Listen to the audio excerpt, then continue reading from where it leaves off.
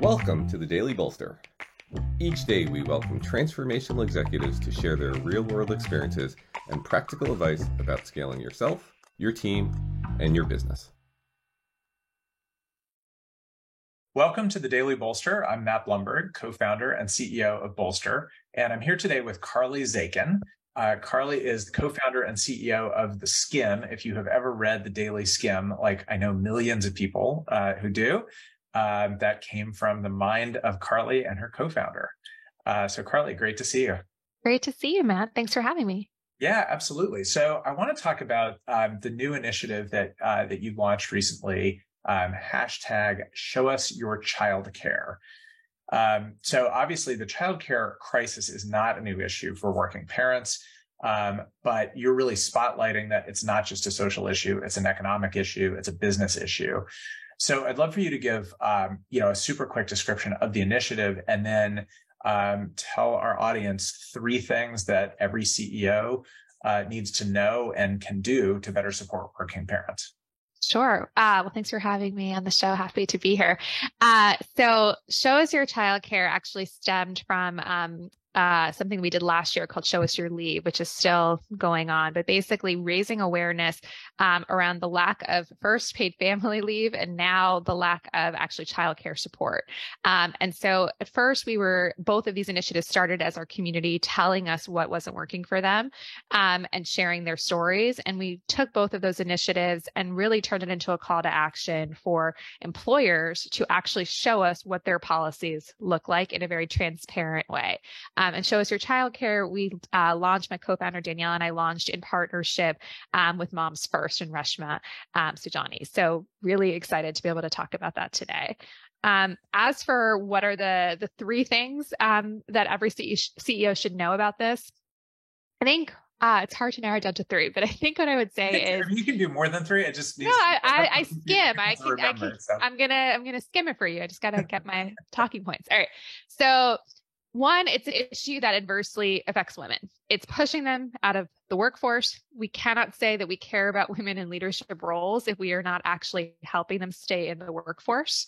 And 2, it actually then, we all know how costly recruiting becomes. You're actually taking on a burden of cost for employers when you have to then replace those women. So none of that actually makes sense.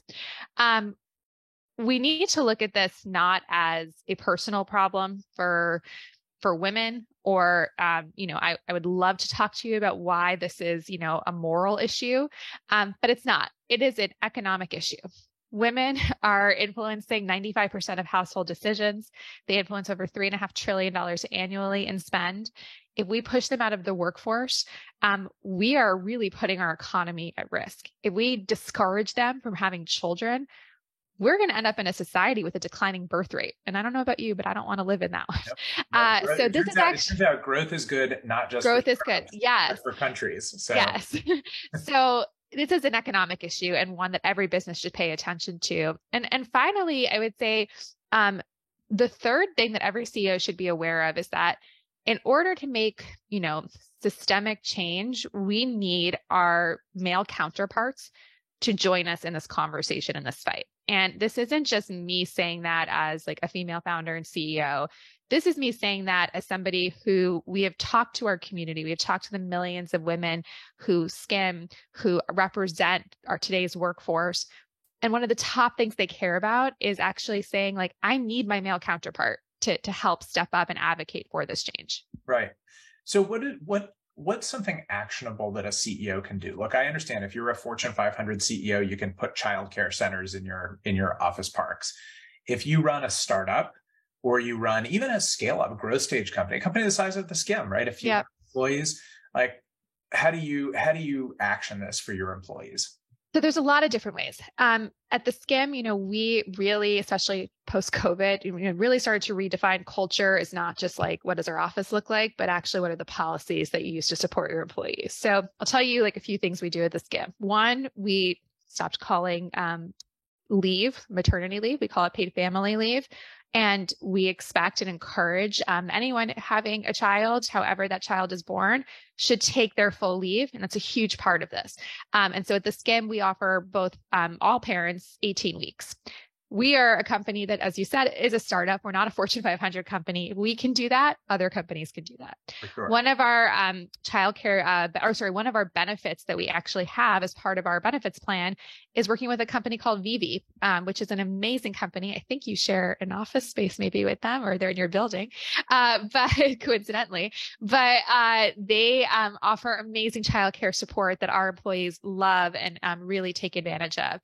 And then finally, the third thing I would say is that we do is, we offer things like unlimited time off. We offer things like making sure that we have a hybrid and flexible work policy. These are things that help our working parents stay working and also are able to be home. And, I think making adjustments like not just making, a happy hour at 5:00, but turning it into a lunch, because guess what? People have to go pick up their kids. And so all of these things, are both little and big ways that you show your employee population, like, I get it. You have this to deal with as well. That's right. And those are things that you can do when you have 2 employees. Exactly. This is not such a resource heavy initiative here.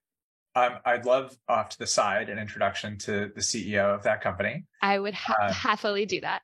Thank you so much, Carly, for being here today. This is a really important issue to highlight and super actionable for CEOs. So thank you. Thank you.